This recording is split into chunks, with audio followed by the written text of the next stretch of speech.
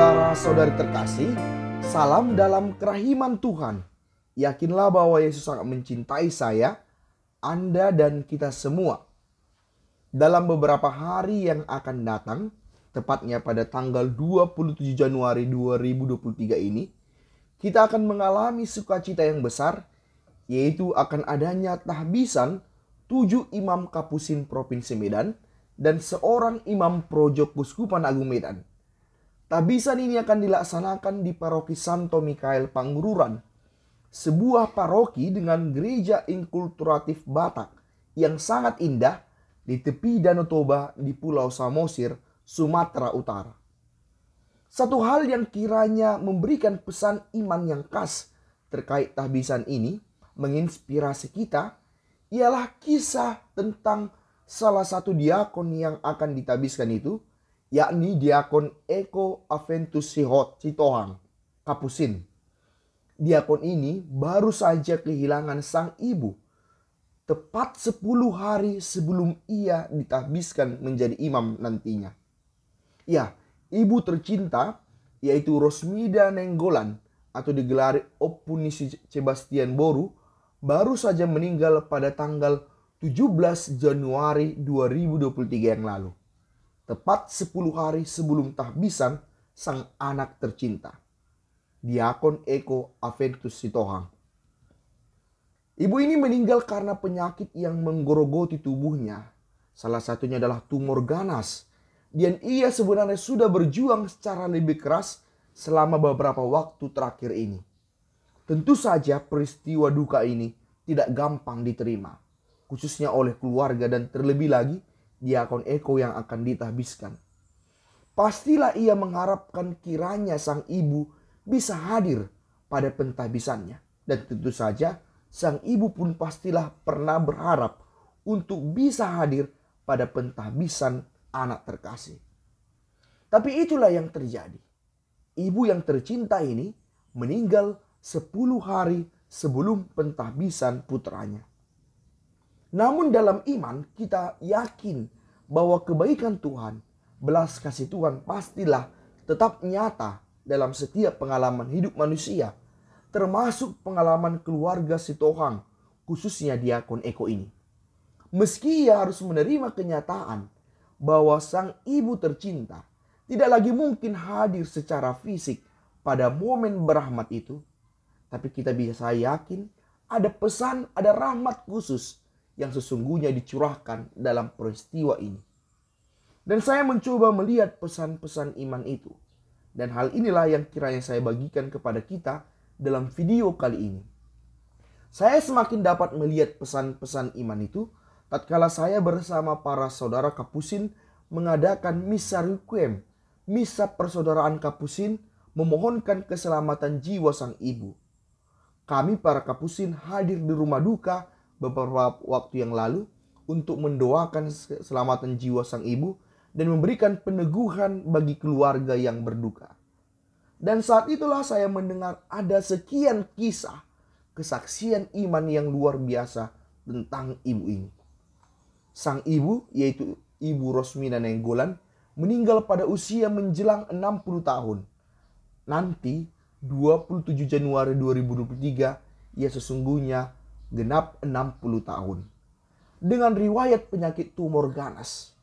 Berbagai usaha telah dilakukan keluarga, namun kemampuan manusia terbatas. Dan kiranya demikianlah rencana Tuhan. Ia meninggal dunia. Diakon Eko Sitohang di awal misa requiem itu membacakan riwayat hidup sang ibu. Dan ada sekian pernyataan yang mengagumkan dari riwayat hidup itu. Dikatakan bahwa sesungguhnya kondisi fisik sang ibu memang cukup rentan selama ini.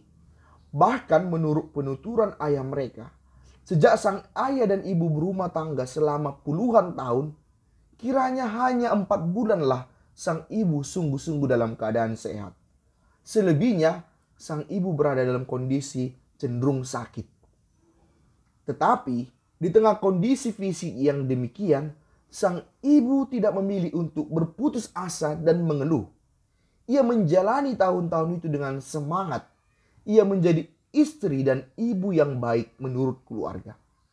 Salah satu keberhasilannya sebagai istri dan ibu yang baik memang bisa kita lihat. Salah satunya dengan adanya seorang anak dari rahimnya sendiri yang dipilih Tuhan dan segera akan ditabiskan menjadi imam. Ya, melahirkan anak menjadi seorang imam adalah salah satu hal yang patut disyukuri seorang ibu. Ini mau menyatakan kepada kita bahwa dalam kondisi lemah sekalipun Tuhan ternyata bisa memakai kita.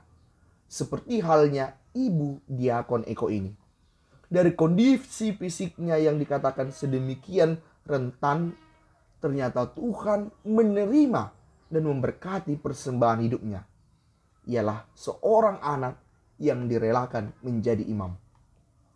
Menarik juga mendengar bahwa sang ibu dalam kondisi yang rentan itu ternyata begitu giat melayani Tuhan selama ini, salah satunya lewat pelayanan sebagai pengurus gereja.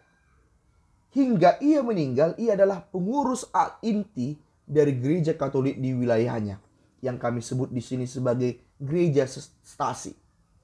Ia aktif dalam pelayanan di gereja meski tubuhnya tak sekuat orang-orang lain. Lihatlah, selemah apapun diri kita, ternyata Tuhan akan memberkati dan berkenan jika kita mempersembahkannya untuk Tuhan. Tidak ada alasan untuk tidak memberi diri, melayani Tuhan. Dan memang keluarga ini sesungguhnya punya riwayat sejarah kesalehan. Orang tua dari ibu ini atau kakek sang diakon dikenal sebagai tokoh umat yang cukup bersejarah, yang cukup memberi diri bagi permulaan paroki Palipi hingga berkembangannya. Kesalehan itu juga berbuah dengan adanya 3 saudara-saudari sang almarhum ibu yang menjadi biarawan dan biarawati. Seorang saudara sang ibu adalah seorang pastor Kapusin, yaitu Pastor Ambrosius Nainggolan Kapusin, yang kini menjadi viket di wilayah Toba dan Samosir.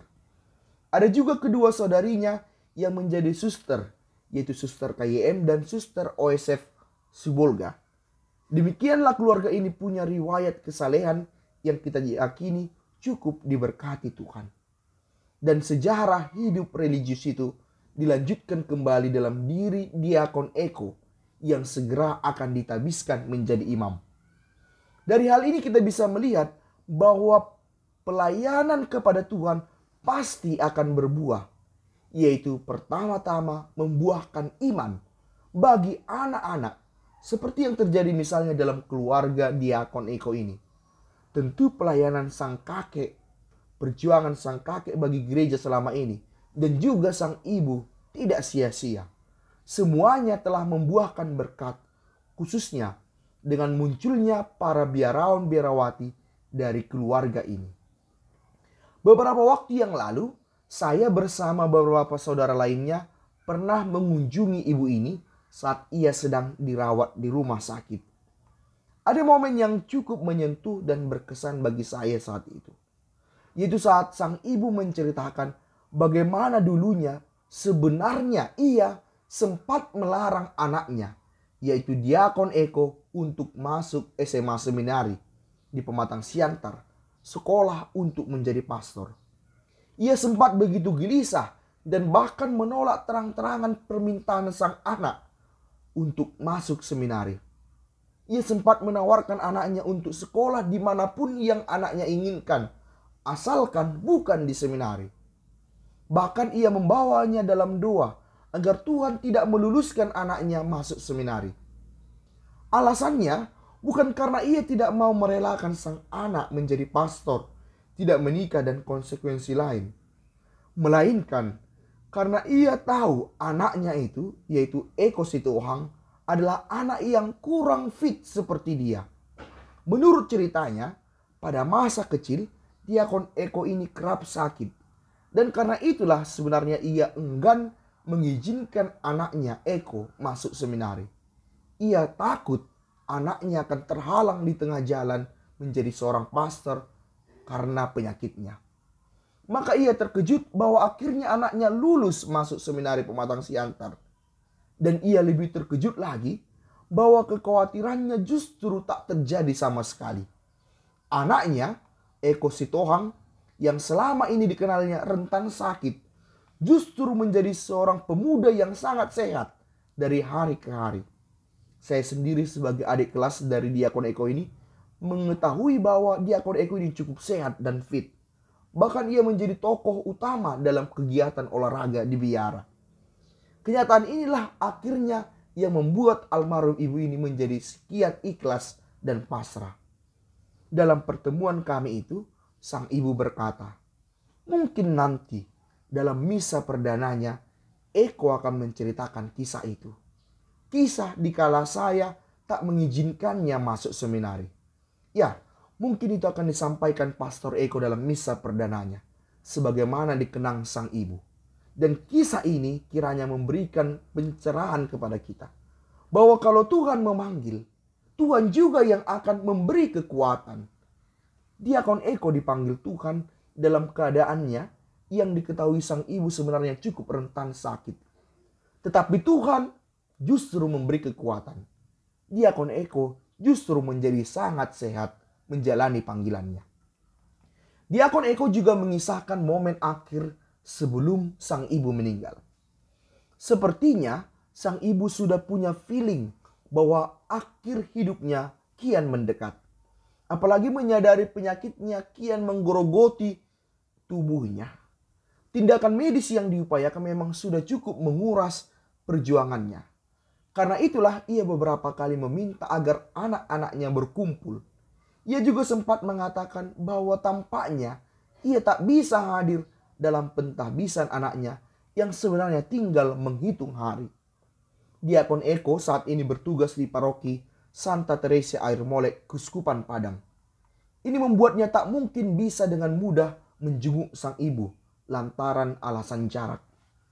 Syukurlah, sebelum sang ibu kembali ke rumah bapa, Diakon Eko ini masih sempat bertemu dengan sang ibu, walau hanya sekian menit. Ia waktu itu baru sampai dari Air Molek untuk memulai retret persiapan tahbisan imamat. Dan saat itu ia mengunjungi sang ibu. Menurut cerita Diakon Eko, sesampainya di rumah sakit, ia memegang kaki sang ibu yang terbaring. Dan ia melihat sang ibu akhirnya tersenyum. Ia menatap anaknya itu dalam senyum.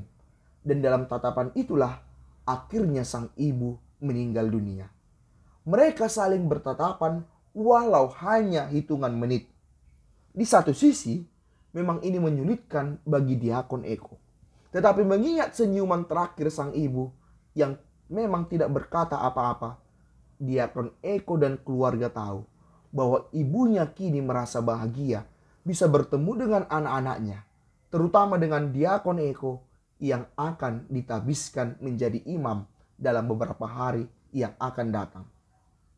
Sang ibu bukan meninggal dalam kegelisahan, tetapi dalam kebahagiaan, dalam senyum, terutama karena bisa melihat anak-anaknya terakhir kalinya. Saya yakin momen sakarat maut yang umumnya sulit dihadapi oleh kebanyakan orang justru dialami sang ibu dalam kebahagiaan.